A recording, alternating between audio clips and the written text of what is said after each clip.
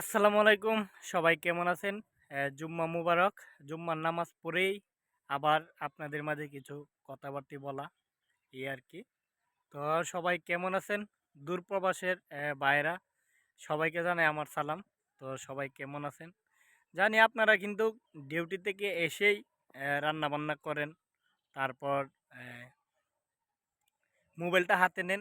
হাতে নিয়েই গ্রামের খবর নেন, ফ্যামিলির খবর নেন যে কে কেমন আছে, কে কোথায় আছে। দেখেন, মানে কি বলবো, বলার ভাষা নেই। দূরপ্রবাসে থাকেন, অথচ দেখেন আপনাদের যেই কষ্ট হয়, আপনাদের কষ্টগুলো কিন্তু খুবই দুঃখজনক বিষয়।